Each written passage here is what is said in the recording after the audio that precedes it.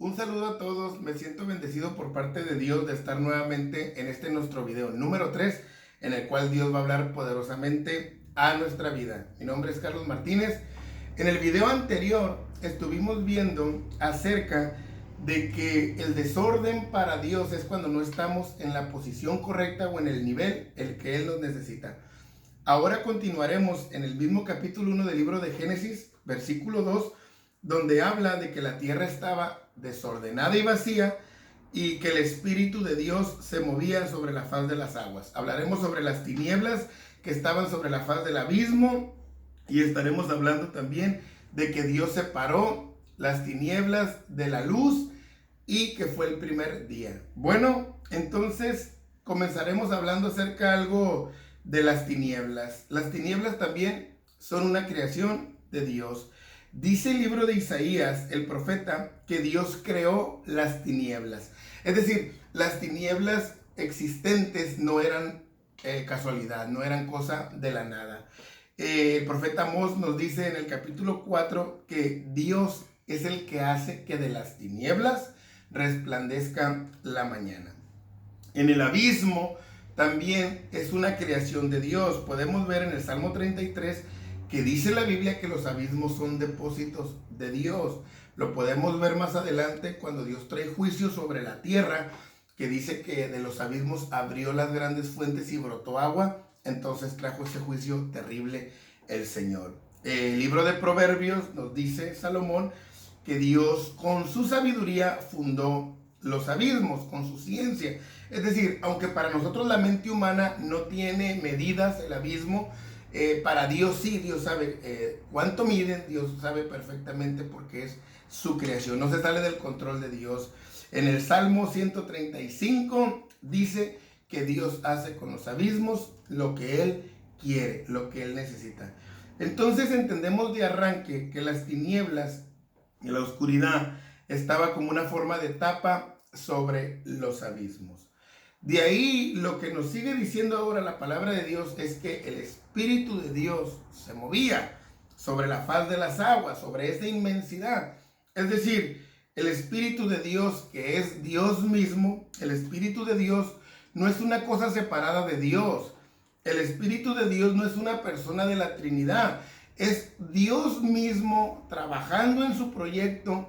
Es Dios mismo como el corazón de la creación que la va a empezar a hacer latir.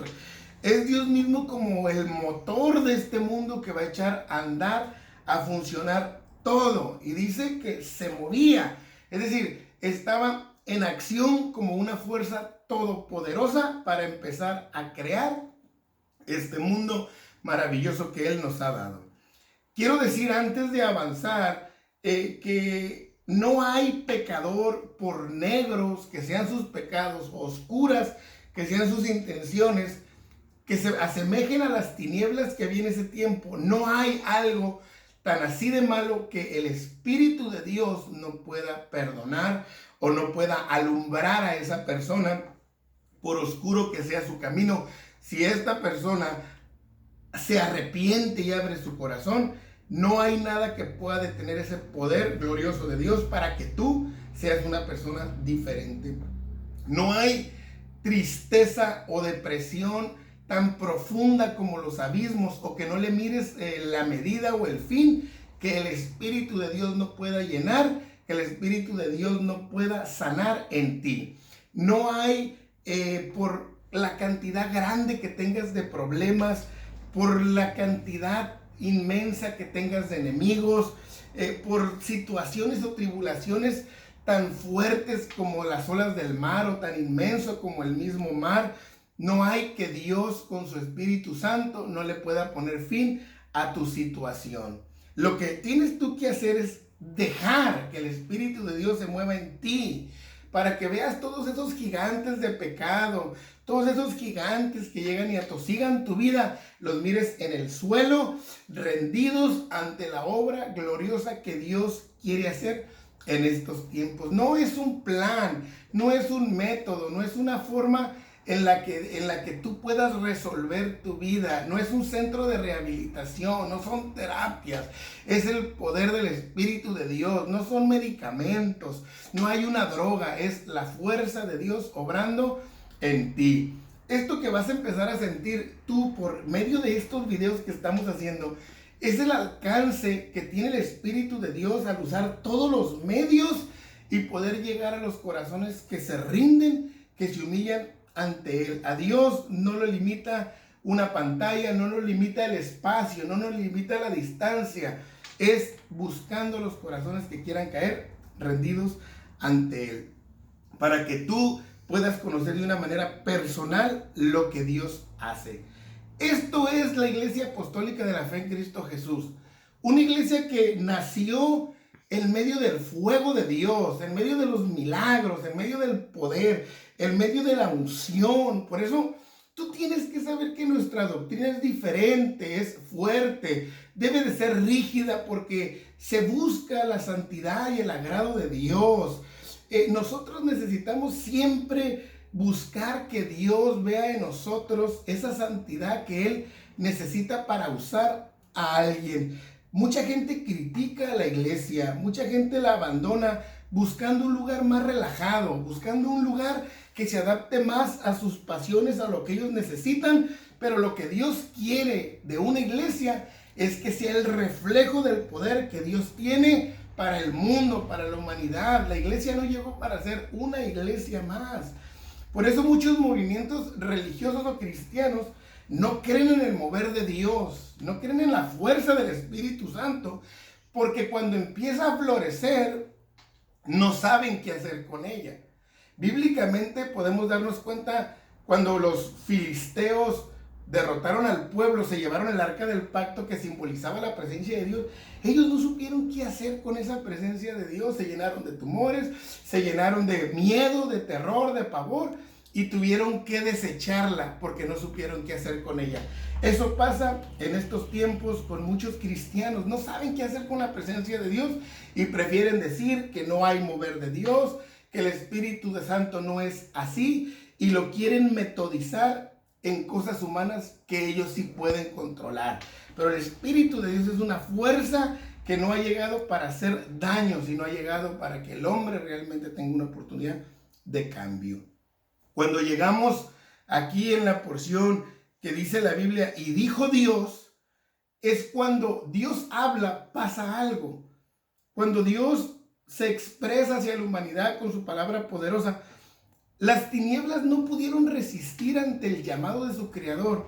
Cuando Él le ordena a la luz que llegue, las tinieblas tienen que huir y la luz tiene que llegar obediente a su Creador, al que le esté ordenando.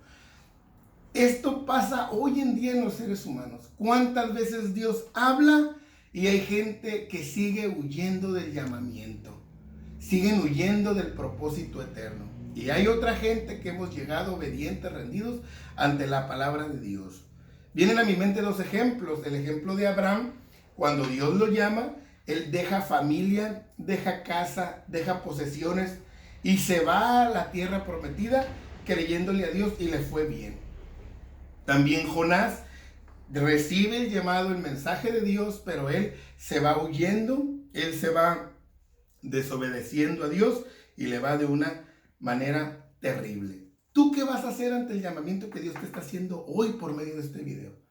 ¿Te rendirás al Señor o seguirás huyendo? Cuando Dios habla, y dijo Dios, viene a quitar todo lo que el ser humano quiere decir. Es que yo digo, es que yo pienso. ¿Cuántas veces tú mismo has dicho, para mí no está mal, para mí no es malo? Pero seguimos siendo sabios en nuestra propia opinión. ¿Cuándo vamos a dejar que entre lo que Dios dice? Lo que Dios dictamina como bueno, como malo. ¿Cuándo vamos a hacer a un lado lo que a nosotros nos conviene humanamente y dejar que Dios con su palabra ministre nuestra vida y la encamine por el bien? ¿Cuántos cristianos en este tiempo, quizás tú eres uno de ellos, que buscan solamente la presencia de Dios, que se sienta bien. Voy a ir a tal lugar, se siente bien. Voy a ir a tal parte, hay derramamiento del Espíritu Santo. Y hablas lenguas y sientes que Dios te usa. Pero a la hora de obedecer la palabra, nadie quiere nada. A la hora de poner en marcha la obediencia a Dios, nadie quiere nada. Nadie. Estamos viviendo esos tiempos tan terribles donde nos gusta el disfrute, pero no nos gusta el compromiso, donde nos emociona saber que hay una corona de la vida eterna, pero nadie quiere cargar la cruz de Cristo. En ese tiempo estamos ahorita. Hay una línea muy delgada entre lo que es emocionalismo y pentecostalismo. Aparentemente se ven similares porque hay euforia y movimiento, es como la cizaña y el trigo, se miran aparentemente iguales, semejantes. La oveja y el cabrito aparentemente se ven iguales, semejantes, pero la diferencia es que el emocionalismo que ahorita se maneja en nuestras iglesias o en nuestros movimientos cristianos lo provoca la música, el ritmo, el que todos lo están haciendo, yo también. Eso lo provoca, pero el pentecostalismo lo provoca la palabra de Dios derritiendo nuestros corazones, taladrando nuestra alma al grado que nuestro cuerpo, nuestra estructura ósea no pueden resistir y terminamos en una euforia, pero provocada por la palabra que llegó a cambiar nuestra vida. Ese es el verdadero y dijo Dios. Y es cuando pasan cosas. Dijo Dios que fuera la luz. Entonces Dios llamó a la luz para que viniera a alumbrar la obra que Él ya había comenzado a hacer. Y dice la Biblia que vio Dios que era bueno. Es decir, en un lenguaje humano Dios nos dice que es correcto todo lo que Él hace. Aunque a nosotros muchas veces no lo vemos así. Lo cuestionamos o simplemente dudamos.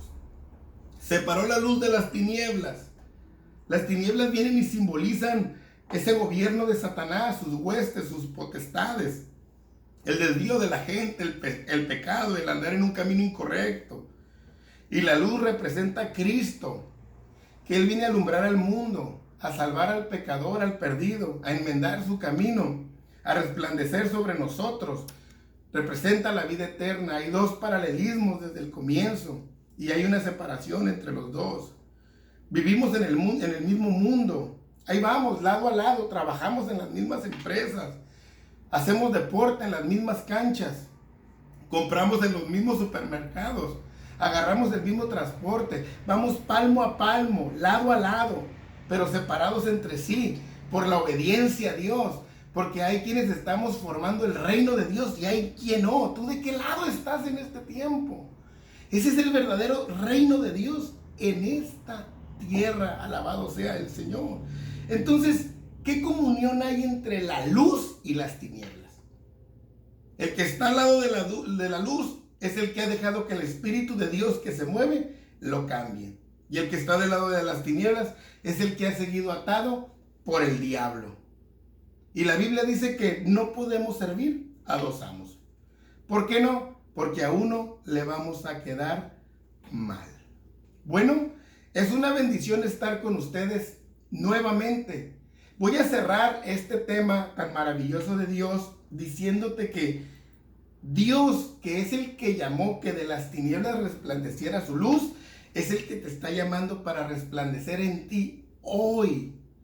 Hoy es el día en el que Dios quiere que tú te rindas ante Él. Dios te bendiga. Si tienes a alguien que necesite esta palabra, si tienes a alguien que tú sabes que esta palabra puede cambiar su vida, su familia, sus hijos, si tú sabes que hay alguien que necesita que el Espíritu de Dios se mueva en su vida, compárteselo. Soy el hermano Carlos Martínez y mi deseo es que Dios te bendiga siempre.